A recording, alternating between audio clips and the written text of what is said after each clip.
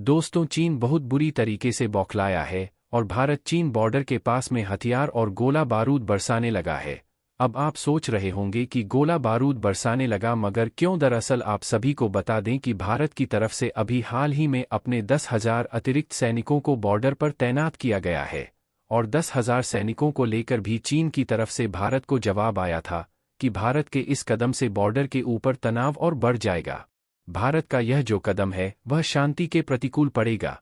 साथ में अग्नि 5 को लेकर चीन का कहना था भारत को अब अपनी बैलिस्टिक मिसाइल का यूज करने से पहले चीन की मिलिट्री की तरफ से भारत के पूर्वी लद्दाख के पास में एक बहुत बड़ी सैन्य ड्रिल को अंजाम दिया गया है। तिब्बत और भारत का जो बॉर्डर है, यहीं पर पूर्वी ईस्टर्न लद्दाख के पास में का कोरम का पठार पड़ता है, जहां पर चीनी सेना अपना पावर डिस्प्ले कर रही है। इसमें चीनी सेना ने अपनी एडवांस टेक्नोलॉजी वाली सरफेस टू एयर मिसाइल को दाग कर दिखाया है कि किस प्रकार से चीन अपने ऊपर आने वाली किसी भी मिसाइल को डिस्ट्रॉयर कर सकता है। इस प्रकार हवा में मार करने वाली मिसाइल का परीक्षण करना, उसकी पावर डिस्प्ले करना एक ही बात की ओर इशारा करता है। एक्सपर्ट की माने तो चीन भारत के अग्नि 5 मिसाइल को लेकर काफी ज्यादा कंसर्न है, जिसके जवाब में चीनी सेना भी अपनी ऐसी मिसाइल को शो रही है कि हम अग्नि 5 मिसाइल को रोक सकते हैं। दोस्तों, हाल ही में भारत की तरफ से चीनी सेना को मुंहतोड़ जवाब दिया गया है, जिसमें भारत का साफ कहना है कि भारत की जमीन भारत की है। क्या है पूरी इंफॉर्मेशन, आइए जानते हैं। लेकिन वो जानने से पहले दोस्तों, इस वीडियो को एक लाइक करके चैनल को सब्सक्राइब करें और बेल आइकन को जरूर से ऑन रखें ताकि हमारी हर आने वाली वीडियो की नोटिफिकेशन आपको समय पर मिलती रहे। तो चलो वीडियो में आगे बढ़ते हैं। दरअसल अभी हाल ही में प्रधानमंत्री मोदी जी की इस महीने के स्टार्टिंग में जैसे ही अरुणाचल प्रदेश की ट्रेवल होती है तो इससे चीन को बहुत ज्यादा मिर्ची लगती है और चीन की तरफ से अरुणाचल प्रदेश के ऊपर अनाप शनाप बयान देखने को मिलते हैं, जिसमें सबसे पहले चीन के विदेश मंत्रालय का प्रवक्ता वान वेन पगला जाता है और उसने कहा कि भारत को अरुणाचल प्रदेश के अंदर मनमाने तरीके से विकास करने का कोई अधिकार नहीं है, क्योंकि भारत के साथ हमारा बॉर्डर का इशू सॉल्वर नहीं है, यानी अरुणाचल प्रदेश के ऊपर भारत ने कैप्चर किया हुआ है।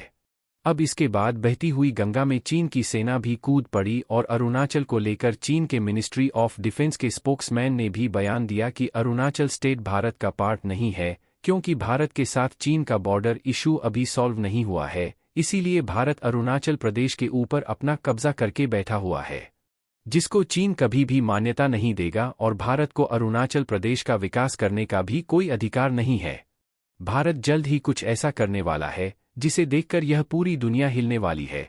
दोस्तों, अब चीन के रिकॉग्निशन देने या ना देने से कोई फर्क नहीं पड़ता है, क्योंकि अरुणाचल प्रदेश भारत का हिस्सा है और आगे भी रहेगा। यही बात भारत के विदेश मंत्रालय की तरफ से कुछ दिन पहले कही गई, जिसमें विदेश मंत्रालय ने चीन को साफ बोल दिया कि अरुणाचल प्रदेश पहले से ही भारत का हिस्सा था और आगे भी रहेगा। यानी भारत के विदेश मंत्रालय की तरफ से चीनी सेना के प्रवक्ता को भी साफ साफ चेतावनी दे दी गई है कि भारत अरुणाचल प्रदेश को लेकर ऐसे अनाप शनाप बयानबाजियां बर्दाश्त नहीं करेगा। दोस्तों, भारत सरकार ने चीन को पहली चेतावनी दे दी है ताकि बाद में चीन फड़फड़ाने लग जाए कि हमें तो किसी ने कोई अलर्ट रहने की चेतावनी नहीं दी। दोस्तों, इस वक्त की सबसे बड़ी खबर भारत के लिए चीन की तरफ से, और इस समय चीन भारत को बदनाम करने में लगा हुआ है और चीन भारत के पड़ोसियों से कह रहा है कि भारत ने तुम्हें बर्बाद किया है। दरअसल आप सभी को पता ही है कि चीन अपने कर्ज के जाल में धीरे धीरे करके भारत के पड़ोसी देशों को फंसा जा रहा है और उनको बैंक करप्ट कर रहा है, विकास के नाम पर उनको भारी भरकम लोन देता है और फिर वह देश जब लोन नहीं चुका पाते हैं तो वह बैंक करप्ट हो जाते हैं। अब नेपाल का एयरपोर्ट है पोखरा इंटरनेशनल एयरपोर्ट, इसको चीन ने बनाया है।